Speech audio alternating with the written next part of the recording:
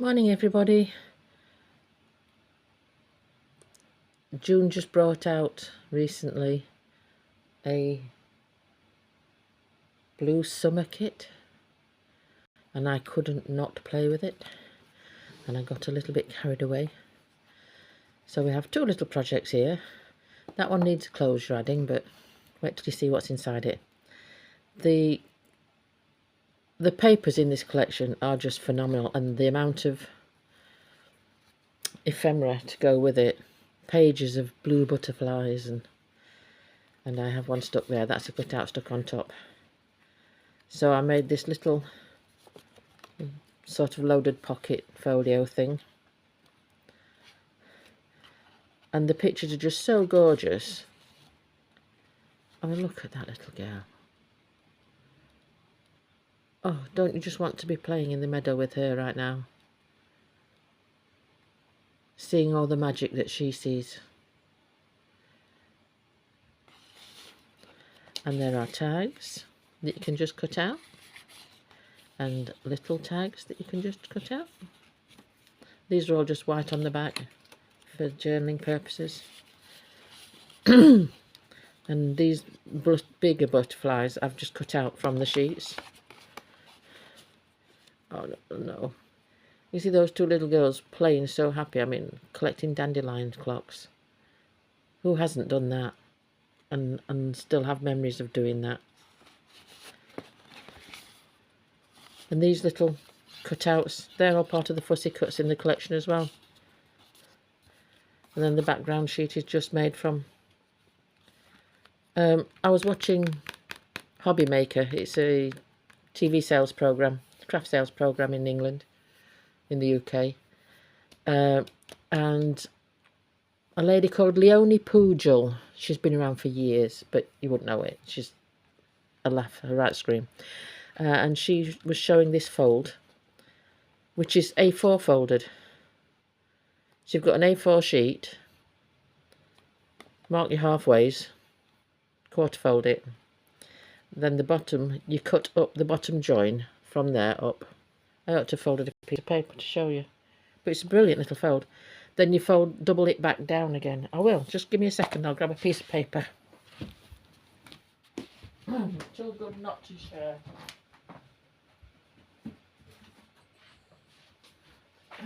Too good not to share. Oh, I'm back, sorry. So, normally we fold things like landscape.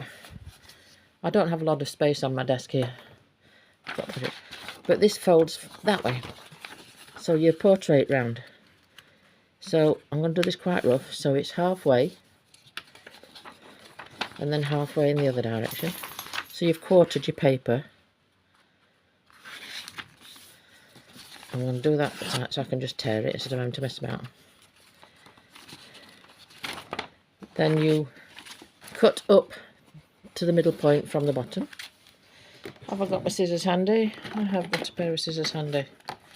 Would have probably been easier with the... But I'm only showing you this quickly. I really need to set up a proper studio. I've got two video editors in the house. I'm sure I could steal a proper camera off them. So then what you do with these is fold them up again.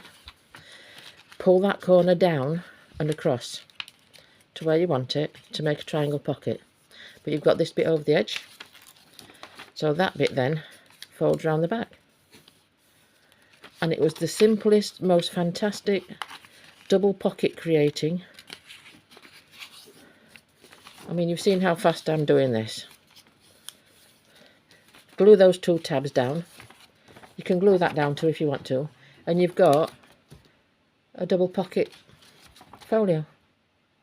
So, you know, when you've got all those gorgeous double-sided papers, or you could print your own papers and print on both sides. That's a really simple, again, if you're chucking things into Happy Mail, how easy is that to make up? And then you can fill the little pockets with ephemera pieces for people to use. Anyway, I've digressed. Surprise, no surprise to anybody. So that's how I made that's made. I've just rounded the corners. Made a little tie wrap, stuck like a pocket section that was in the kit. Made a little wrap round. Made a little button out of stacked up bits of card and a brad. But this, I actually thought, oh, I need something to put the little book in. You know, it needs to go into a bigger journal. And this is actually made from Amazon delivery box. They do a small one that comes sometimes. That's not quite A4, but slightly bigger than A5. So I just cut all the flaps off and used the main part of the board. It's joined there with tape. So I've left that on. And then just stuck book pages over the top and it's like, that's going through the mail, no problem at all. But I just couldn't resist these gorgeous, gorgeous papers of June's. It's just the perfect blue for summer. A little bit cool and a little bit warm. And these beautiful, the summer visitors that come over from Africa and what have you. What are they called? Migratory birds. So I'd actually made another little journal, loaded pocket thing, and I thought, no, that could fit in a journal. So it's now a flippy floppy pocket inside the solid. I just love the sound of that. But I could get as many papers as I wanted in here, and I still haven't touched half of it. So much stuff again. I mean, another little, I mean, how gorgeous is she? This is how I remember my childhood. Though, obviously, without the expensive pretty frocks. But I did used to spend most of my childhood in the fields, wandering about. And that was an offcut. No, it isn't. Yes, it was. It was an offcut of paper from when I cut pieces for other things. Because I'd double printed that one. So I thought, oh, little notebook. Literally just cut some papers to fit. That's a double book page glued together just to give a bit of reinforcement. One staple in the top. Little notebook. I just love that butterfly. I just love that. It's just, sorry, I will waffle on this one because it's gorgeous. And that. I mean, what a gorgeous image is that? I mean, can you imagine that on a birthday card, for instance? Or just, like I said, Happy Mail. How happy would someone... You could stick that on the back of an envelope or the front of an envelope. Obviously, you'd have to obscure it with the address then, but if you put it on the back of the envelope, you've sealed it. And talking of envelopes, I had this sheet of paper, which is where I had the scrap for the notepad. So I made an envelope. Diagonally quarter your paper, cut a square, diagonally quarter your paper, fold 3 of the points in, and the 4th one's your flap. But that's going to have I'm going to put a sheet of paper in there so it can be a journal spot, or I might just put a plain card in it. But look at that again.